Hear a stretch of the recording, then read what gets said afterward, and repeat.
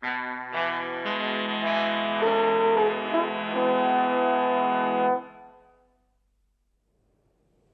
Atlantic, Britain's lifeline. Treacherous enough in peacetime, in war, black with menace. U-boat packs stalk through the night, knowing the danger. Their victims still plow on. Auf, fertig, frei.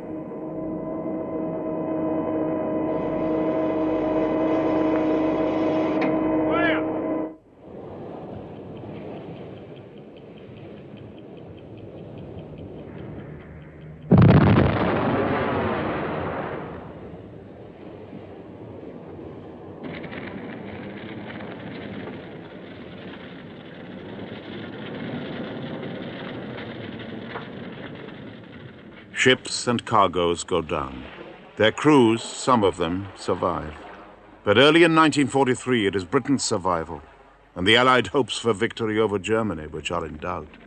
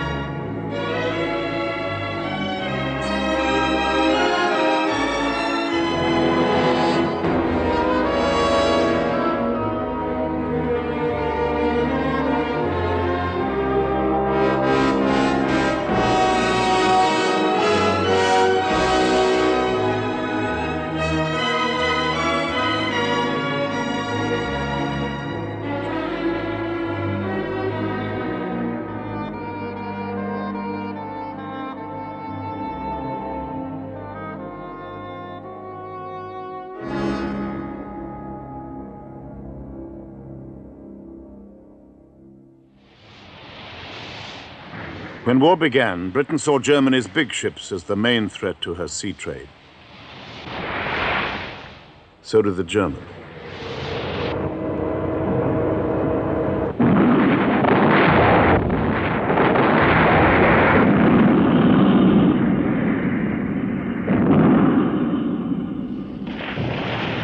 Germany's surface raiders would savage the merchant fleet on which Britain depended for much of her food, most of her raw materials, and all of her oil.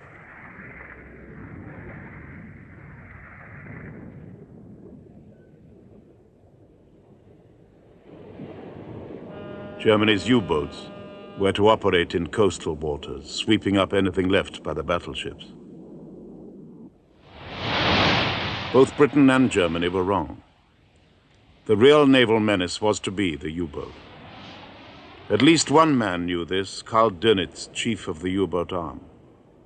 He could have been wrong too, if Hitler had delayed his war with Britain until all the battleships planned for the German Navy had been built. As it was, Dönitz was certain that with enough submarines, he could win the war at sea. He had proved it to himself 20 years before. In October 1918, I was captain of a submarine in the Mediterranean near Malta. In a dark night, I met a British convoy with cruisers and destroyers. And I attacked and I sank a ship. But the chance would have been very much greater if there had been a lot of submarines.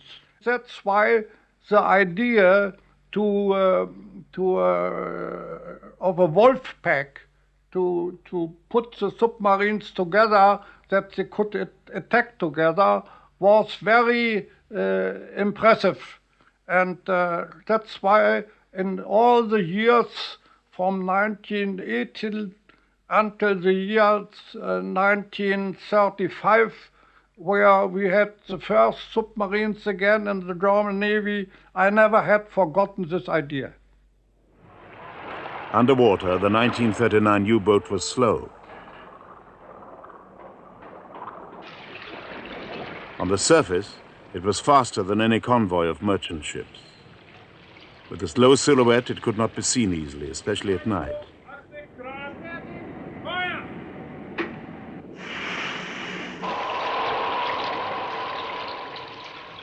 But its targets were outlined clearly against the sky. And with radio, the U-boats could quickly assemble into hunting packs.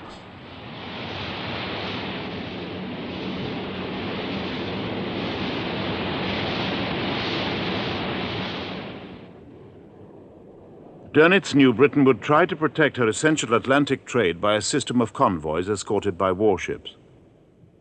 To attack these convoys, Dönitz wanted 300 U-boats. When the war started, he had only 26. And these boats had long, dangerous voyages from base before they could reach their targets. When France fell, Dönitz gained new bases much nearer the shipping routes.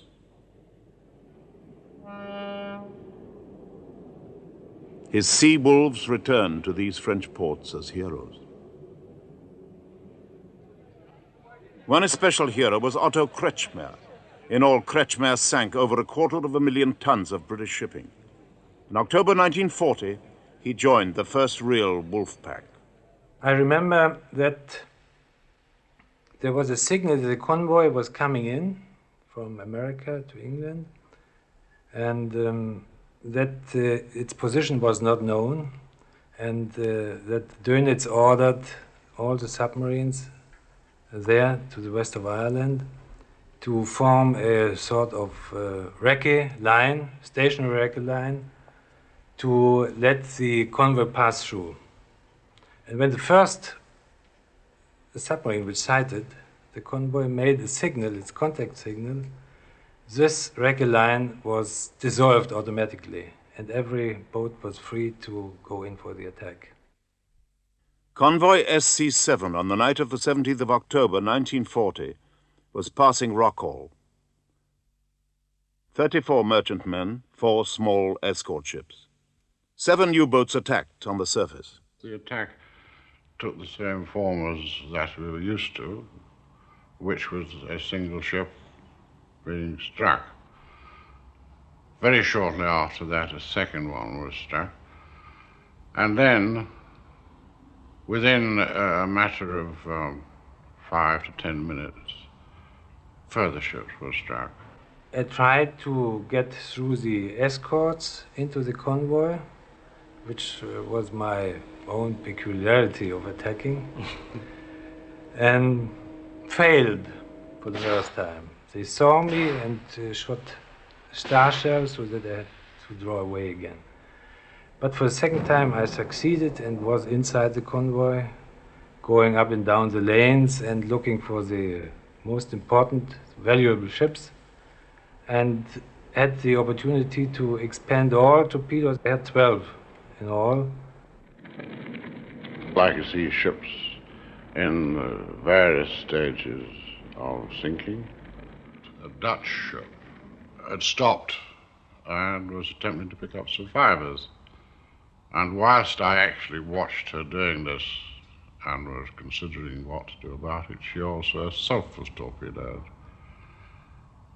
This, along with another torpedo, set the whole place ablaze. That night, 17 merchantmen, exactly half the convoy, were sunk. The escorts had not been able to damage a single U-boat. I don't think I'd ever seen more than one ship sunk at a time before, and this was something very different indeed. This really was the first time that this tactics could be experienced by all of us, and also by Dönitz himself, who of course knew it only from our peacetime training. And the whole night, I think, was a success, and it was called the Night of the Long Knives, because so many ships were sunk. In the first 9 months of the war, Britain and her allies lost over 2 million tons of merchant shipping. In the next 6 months, with the U-boats operating from France, nearly 2.5 million tons more went down.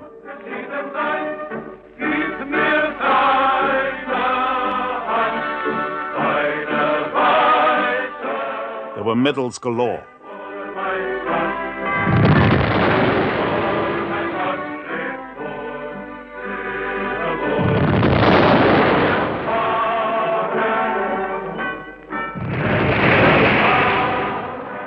U-boat crews called this the happy time. I saw the ship going up, the stern going underwater, and she upended right up on end and went backwards. And I went down with her.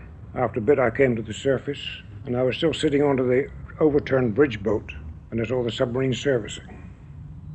He went down and started picking up cases out of the water. General cargo, possibly spirits, foodstuff, and so forth. They looked at us and circled around for a bit. They laughed at us and went away to the northeast. They never asked if we had any water, we had any damages, or anything else. And we were left, floating amongst wreckage with one boat. We're halfway between Brazil and North Africa. The only thing I could think about was trying to get to the land as near as possible, so I set the course as near as I could to the northeast. All we had was the one lifeboat, which was made for 48 people. We picked up 58. There wasn't really room enough for anybody to sit down. The boat was leaking badly through being on the chocks for some time. You had quite a bit of trouble getting the crew to move so you could bail, and you bailed for nearly 2 days until the wood of the boat started to swell and to tighten up. After that, it wasn't so bad.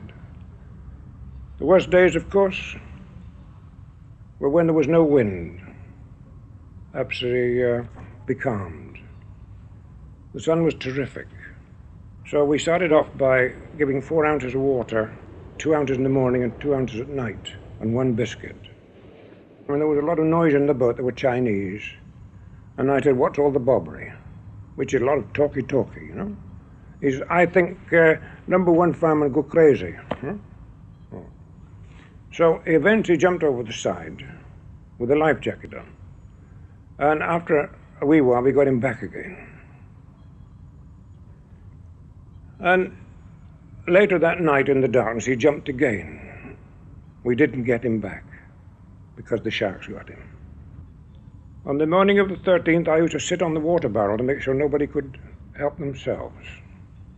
And somebody shook me up and said, "Hey, Captain, we see lights, green lights." Oh, I said, "You're dreaming. And I looked round and I saw some green lights, which looked to me like New Brighton Pier. I couldn't make it out. So I said, "Well, burn a flare." They burned a flare. A few minutes said, burned another flare. They burned another flare. And after a bit, I saw the green lights getting closer, more visible. Then after a bit, I saw a red light above the green. And then it dawned on me that it was a hospital ship. The U-boats had eyes in the air. Focke-Wulf Condor aircraft could range 1,000 miles out to sea to scout for convoys.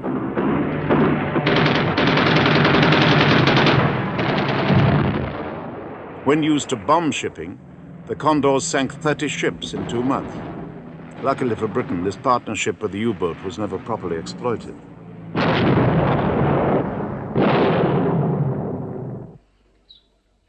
But Dönitz did exploit the fact that German naval intelligence had broken the British codes.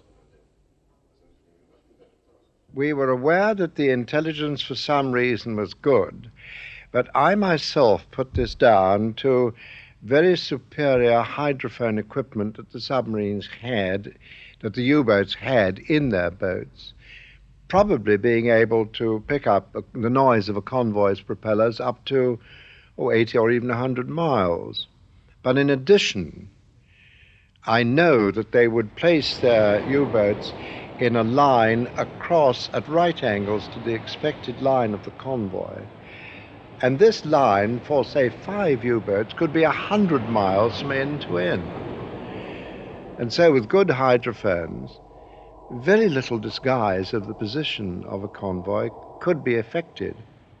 It was only after the war that we knew that they were breaking the codes and that they knew very well the time of leaving port that the convoys had and how many escorts were and how many merchant ships in each convoy.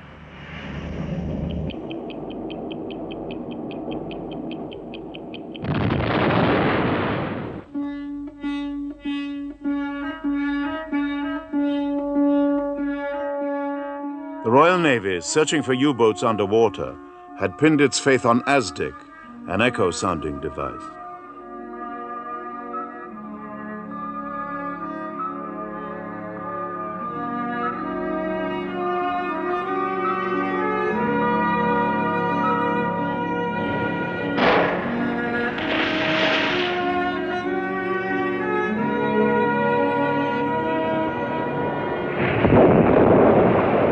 But U-boats were attacking convoys on the surface.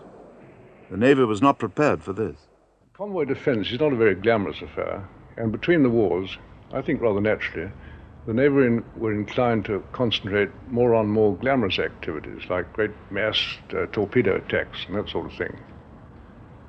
All the information about the lessons of World War I were available, and for those who wanted to read them, all the lessons were there. But I'm afraid no one bothered, and as a result, trade defense as a whole was very badly neglected. The neglect continued. In the early days, convoys could only be escorted for about 300 miles from each Atlantic coast.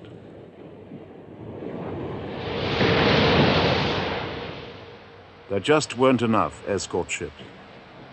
Those available lacked endurance and their crews were virtually untrained.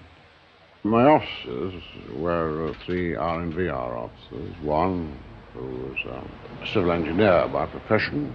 The other two were Canadian, sub lieutenants, both of the age of between 20 and 21, who had come from Canada as passengers, and that was their seagoing experience. The heads of department were regulars. Some of them had retired and called back. And there were 2 or 3 seamen who were of the pucker service, and the rest were straight in.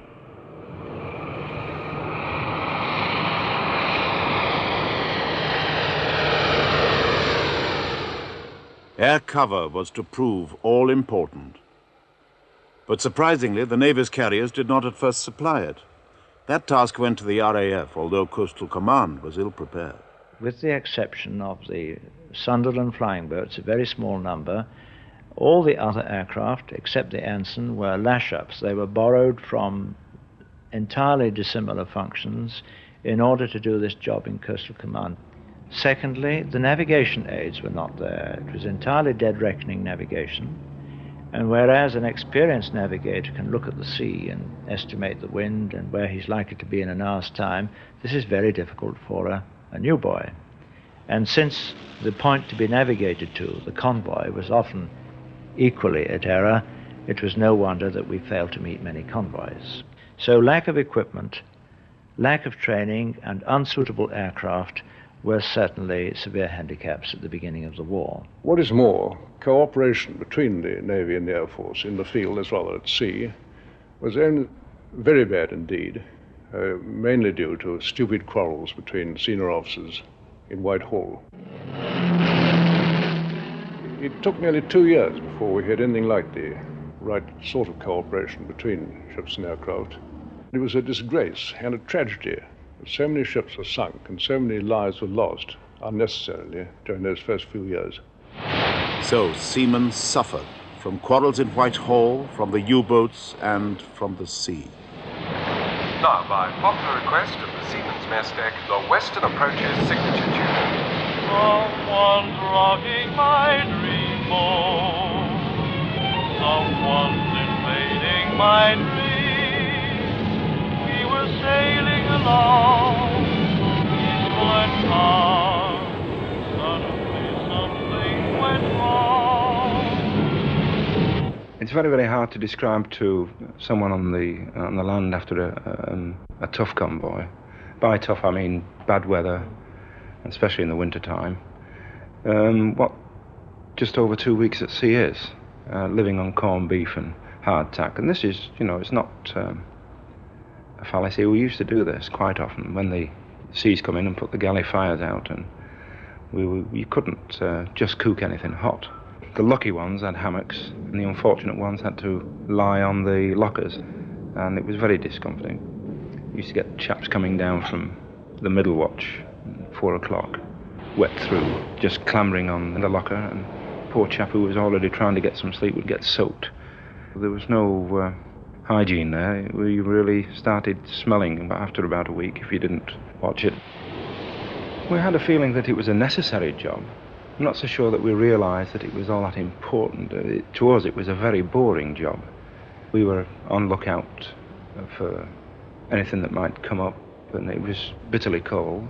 It was an open bridge, open to all weathers, and we were more really trying to keep warm, trying to keep the cold out, trying to keep dry, rather than realise that we were doing an important job. But they were doing an important job.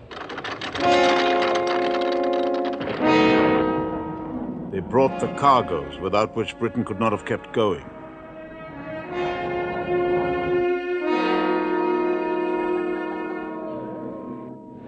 Then you sit down in the cabin. That's when you really think. Now we're in the open sea. We can catch a packet any moment.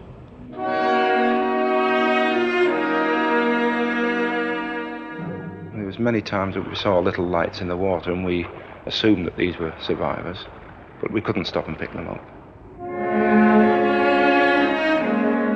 The normal comparison that seamen made with their wage for the hours that they worked was with the ammunition workers, who were making fabulous amount of money with no more risks than our housewives left at home.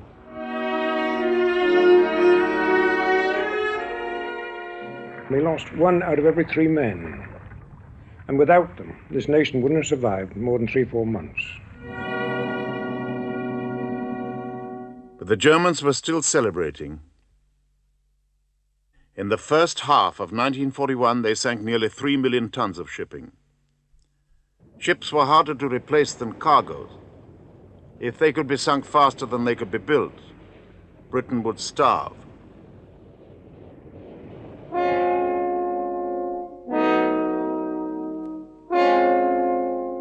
But now the Canadian Navy, tiny at the outbreak of war, was expanding to 50 times its original size. It would take over nearly half the burden of convoy escort in the North Atlantic.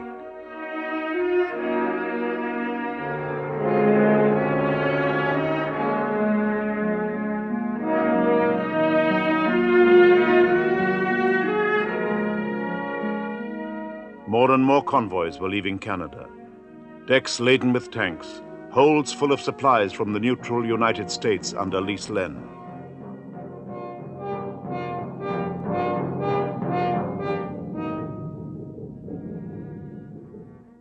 Alarmed at continuing losses, the British War Cabinet set up a new Western Approaches Command to reorganize convoy defense. For the first time, the RAF and the Navy worked closely together.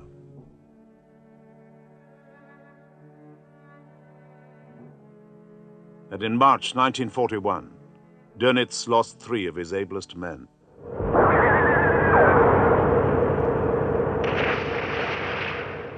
Gunther Prien, who had sunk the Royal Oak at Scapa Flow, depth-charged and killed. Joachim Schepke, rammed and drowned. And Kretschmer, depth-charged to the surface,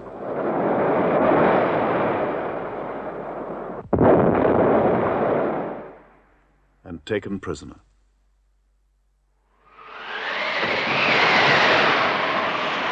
Only 1/3 of Dönitz's fleet could be on patrol at any one time. His best captains had suddenly gone. Now he could only keep some half-dozen U-boats at sea. With this small number of U-boats, of course, any decisive success in the Battle of the Atlantic was not possible. That's why it was necessary for the building of submarines to get first place in the German armament plan. But this was not done, in spite of all the requests made by Admiral Raeder, who then was chief of the German Navy. Worse was to come for him. The United States was still officially neutral. General General quarters, on the double. But after Churchill's Atlantic meeting with Roosevelt in September 1941, America announced that she would protect ships of any nationality plying between her shores and Iceland.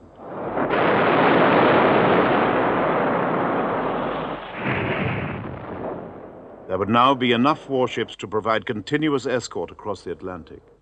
It was time to counterattack. I got hold of a number of escort commanders who I asked the question, when a U-boat is known to be attacking a convoy, as they do now by night, I asked them what they did. And the answer in most cases was, well, what can you do? It's a very tiny little thing and we can't see them. Radar, of course, in those days was very elementary and we had very few sets. But in fact, there was one escort commander who had the idea, which is still absolutely relevant, that when an attack, of which there is no warning, takes place, that all of the escort should do the same sort of thing on a planned line at exactly the same time, so it has the maximum effect over the broad ocean around that convoy. And this, of course, was the then Commander Walker. Although he did not survive the war, Walker was to sink more U-boats than anyone else. At the end of 1941, he set a new style for convoy defense. The convoy was HG 76. In it were 36 merchantmen from all parts of the world. They assembled in Gibraltar for the trudge to Britain.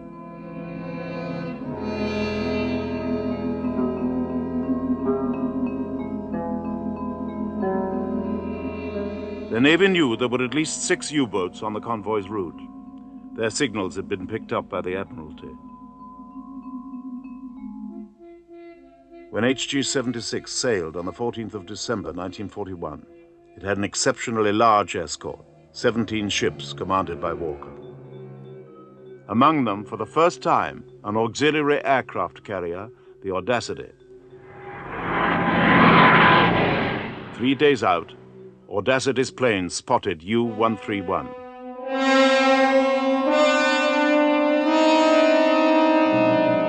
The escorts quickly sank her.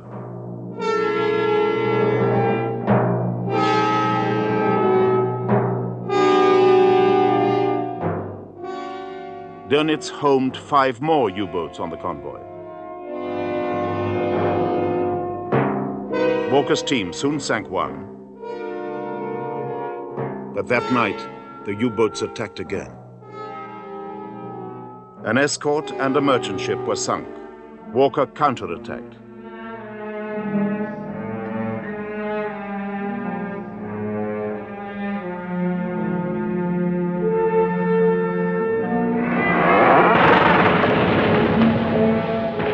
Walker's own ship rammed and sank U-574. In the air, Audacity's fighters harried the German Condors. One was destroyed, others were damaged. But some of the escorts were running out of fuel. They had to leave. A U-boat penetrated the gap. Audacity was the next victim.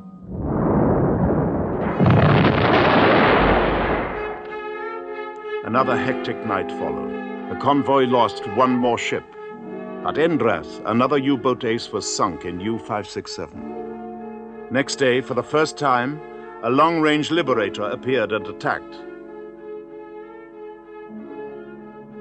Dönitz decided he must withdraw. Walker had justified his tactics. Aircraft had proved their worth. 4 U-boats had been sunk. But Dönitz was about to be given his greatest opportunity.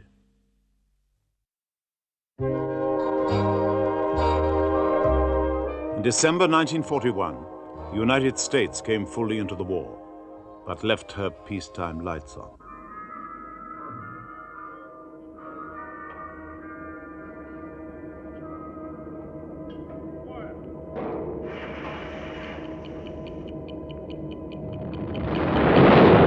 Dönitz U-boats never had it so good. This was the second happy time. The Americans did not have enough warships available for offshore escort, so there were no convoys there. Many ships were convoyed safely across the ocean to be torpedoed alone and unescorted offshore.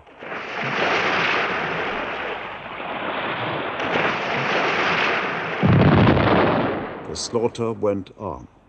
In the second half of 1941, nearly 1.5 million tons of shipping were lost. In the first half of 1942, over 4 million tons of shipping were lost, 1,000 ships. At this rate, the Allies would lose the war. We had to sink as many ships as possible before our Anglo-American opponent could develop an effective anti-submarine defense and could replace the merchant ships which had been sunk. But most of Germany's U-boats were not in the Atlantic. They were patrolling off Norway, defending Germany's supply lines, or confined in the Mediterranean. These dispositions infuriated Dönitz. He had no doubts where the U-boats ought to be. The German submarines must not be used for any other purposes. Their main strategic purpose was to sink as many ships as possible in the Atlantic. But Hitler and the High Command would not listen. Geschützbedienung an Oberdeck! Feuer!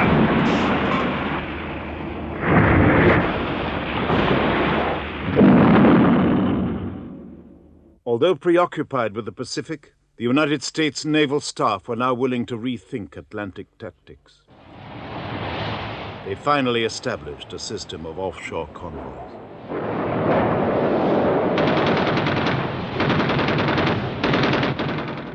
Sinkings of merchantmen dropped off. Sinkings of U-boats began.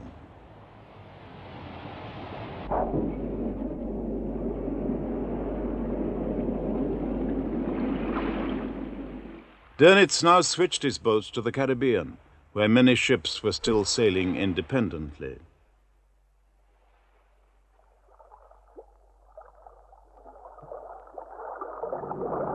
Feuer!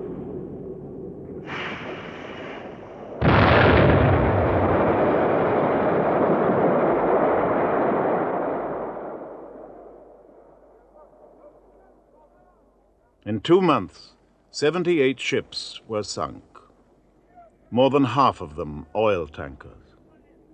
It's a very long time ago, but I can see it now, of the people that lived aft running around on fire and throwing themselves straight over the side into the oil, which was on fire all round. In the meantime, I'd shouted to the remaining people in the boat to get the oars out and try and push her off from the ship's side, because the rivets of the ship's side had burst out and they were on fire. We rowed around for a wee while and we heard some screams for help.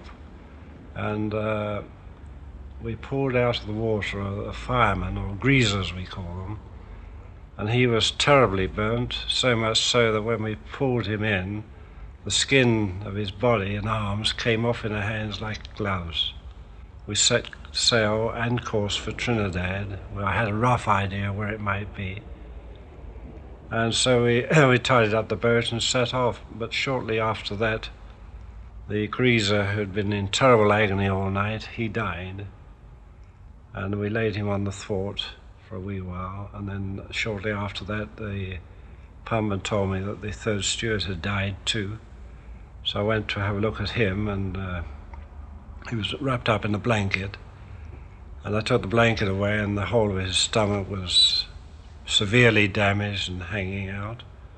He'd been very patient during the night, and the only thing he complained of was cold.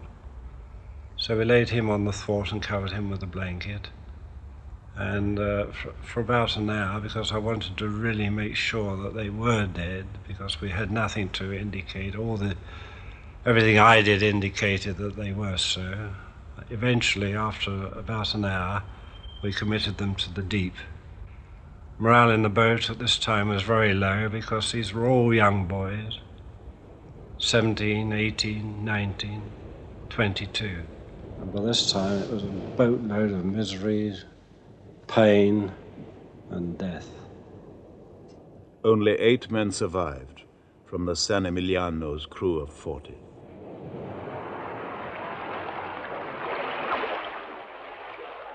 To Allied seamen, the U-boat crews were heartless killers. But the Germans were brave men, too.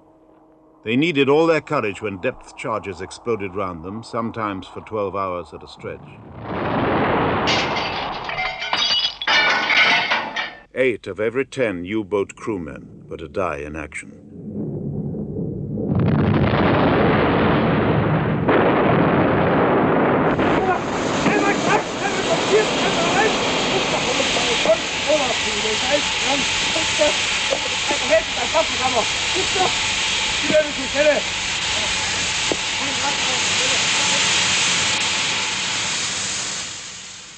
They called their U-boats iron coffins.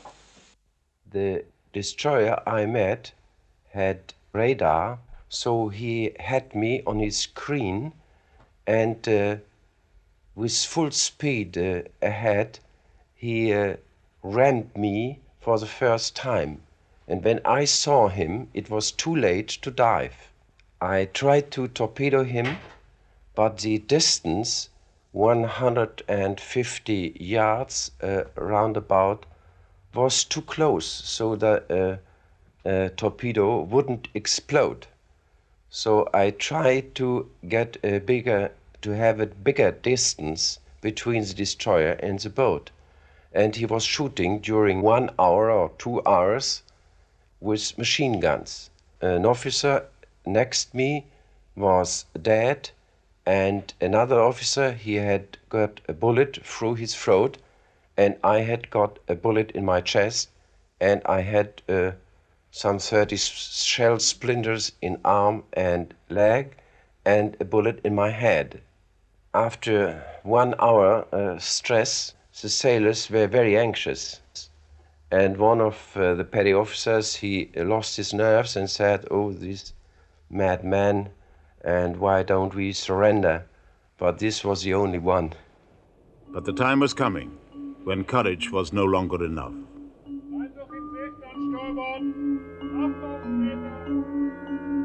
Radio had remained essential to Wolfpack operations, but new Allied direction-finding equipment could pick up German signals and plot where they came from. Radar, right, sir?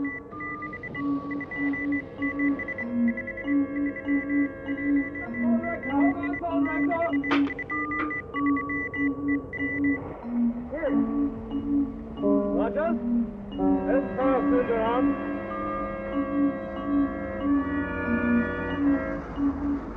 With shortwave radar, escorts could now locate a U-boat on the surface, often sighting the U-boat before her crew could see them. The low silhouette was no longer such an advantage.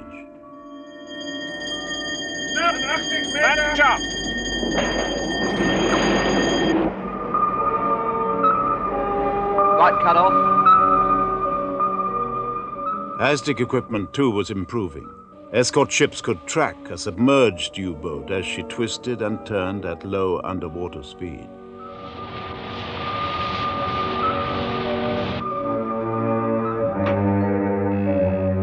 There were new weapons like the Hedgehog for the kill.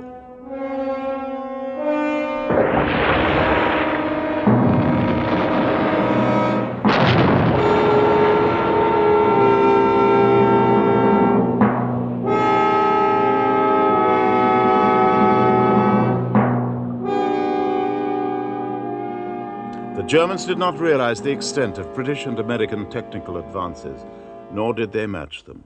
The Germans had some very high-class scientists indeed, and some excellent engineers, but they didn't achieve the results they ought to have done. Firstly, I think, because they were mucked around, and the Germans kept altering the priorities. And secondly, and most important, So I don't believe they were ever allowed to take any interest in the operational side, as opposed to what happened with us, where the scientists were made to feel full members of the operational team.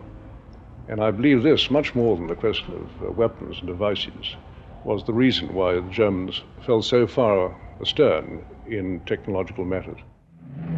The Allies themselves were still behind in using what was to prove the most effective counter to the U-boat: aircraft with radar.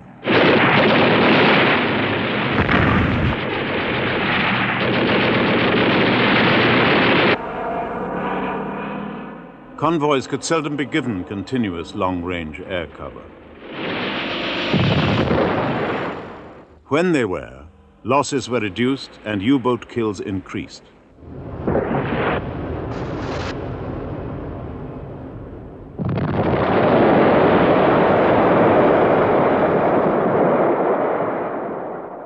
The problem was range. Planes now flew to the convoys from North America, from Iceland, from the United Kingdom. But there was a vast gap in mid-Atlantic which these escort planes could not reach. The U-boats could and did. In the second half of 1942, over 3.5 million tons went down, nearly 700 ships, many of them in the Atlantic gap. To close this gap, escort carriers were needed to sail with the convoys. But few were yet available. Or very long-range planes like the Liberator. But in 1942, the Americans needed most of these in the Pacific. Or Lancaster bombers. But despite Admiralty appeals, the RAF kept them all bombing Germany, although they did release other aircraft. Bomber Command diverted 6 squadrons to Coastal Command. And if you'd said it would have been better if they'd made that 10, yes, it would. But the line had to be drawn somewhere. And as a coastal type, I would have liked to have seen a few more squadrons in coastal. But Bomber Command were pitifully short of airplanes, too, for the job they had to do. Surely, if there had been more Liberators allocated from America, then we could have improved the situation much earlier and have saved the lives of a lot of seamen. More and more, the war effort depended on the United States.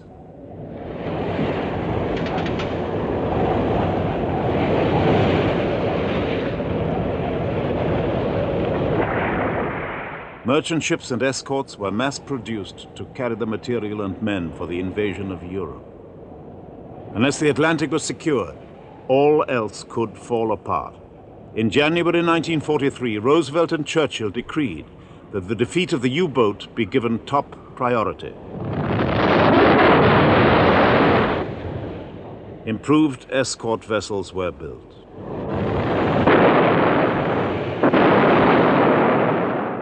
There were now enough of these to go over to the attack. But also in January 1943, Dönitz took over as chief of the German Navy. He paid off most of the big ships and released their crews for the submarine service.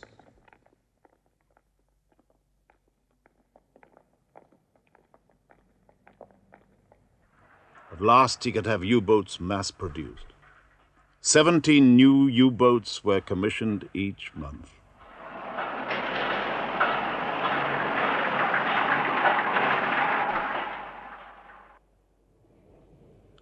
By early spring 1943, Dönitz had over 400 U-boats in service. Once again, the convoys might be overwhelmed.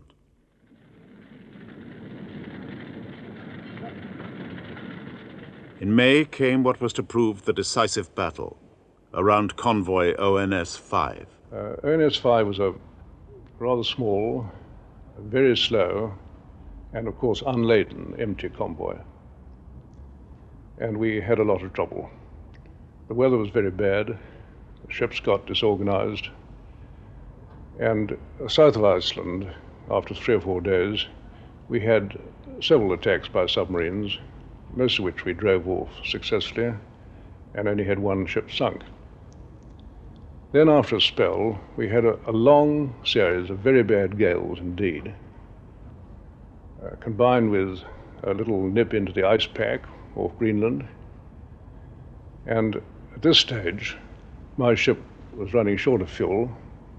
I couldn't fuel from the tanker because of the weather, and I had to leave. So I got the signal from Gretton that he had to push off to Newfoundland to get fuel, and would I come back and take over the escort? I didn't say would I said, you're in charge. May the 3rd. 4 escort ships have left to refuel. In bad weather, 10 merchant ships have lost contact. A line of U-boats is waiting. As they move in on the 4th of May, aircraft from Canada sink one and damage another. At about 4:45 to 5 o'clock in the afternoon, the torpedoing started. Well, I torpedoed 2 ships, each with 2 torpedoes, and one of these ships, it didn't explode, but after the explosion of the torpedoes, another big explosion happened. I looked back and I saw the captain. I would suggest the bridge was probably, 10 or 15 feet, might be a little more off the water, when he jumped off the wing of the bridge into the sea. And there was a life raft nearby, I know that. Well, I couldn't stop and pick him up. And, it was in, I suppose a matter of half a minute that I got one myself. Once more, I was lucky by slipping through into a gap between 2 of the escort vessels and closing into the port column of the convoy, and I fired the 2 torpedoes, and both torpedoes hit the target ship. May the 5th. The U-boats make 25 attacks in 8 hours. More ships are sunk. The outlook for the convoy is grim, as Dönitz orders in still more U-boats. We picked up quite a lot of signals from other submarines also getting contact to this convoy. And so we thought that this convoy would be absolutely dead during the next night. Somewhere in the region of 10 o'clock, the attacks started, and they became fast and furious. Suddenly, dense fog came up, and so it was nearly impossible to find the convoy again. I tried to do it, but we couldn't find the ships again. Escorts were reporting submarines coming in, not ships being torpedoed. And this, of course, was absolutely, it was the first time it had ever happened, certainly to me. Staying on the surface during the dark time now in the dense fog, of course it was very dangerous.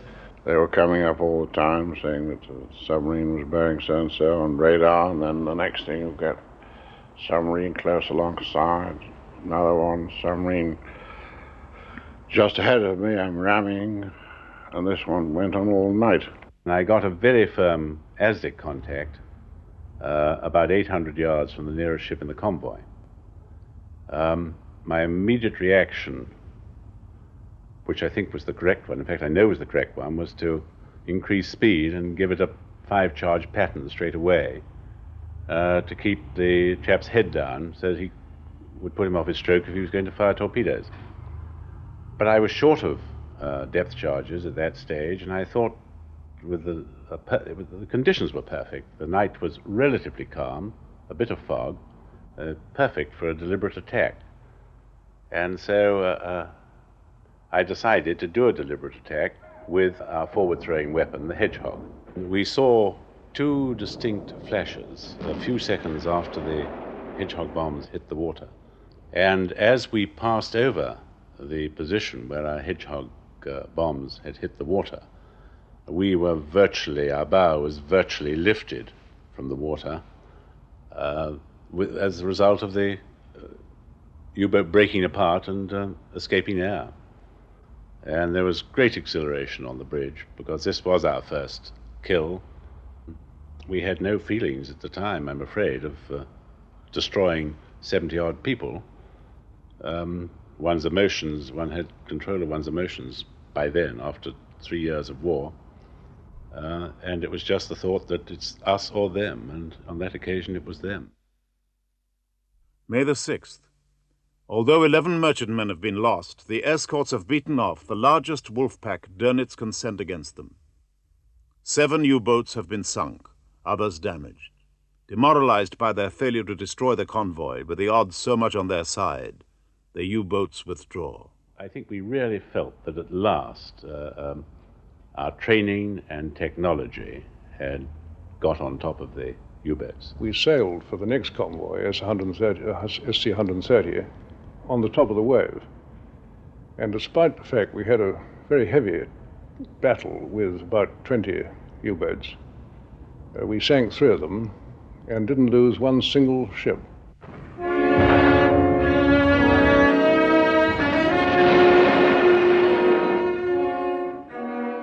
In that month, May 1943, 41 U-boats were sunk. One of them, Dönitz lost his younger son. In May 1943, the German submarines had lost the operational and tactical quality of surface maneuverability. They never regained it. Unable to range freely on the surface, the wolf packs were beaten. It was time to celebrate a victory in North Africa and in the Atlantic. More than 30 U-boats were certainly destroyed in the month of May, foundering in many cases with their crews into the dark depths of the seas. Staggered by these deadly losses, the U-boats have recoiled to lick their wounds and mourn their dead. Our Atlantic convoys came safely through. And now, as the result of the May victory and the massacre of U-boats, we have had in June the best month from every point of view we have ever known in the whole 46 months of the war. The Atlantic lifeline was, at last, secure.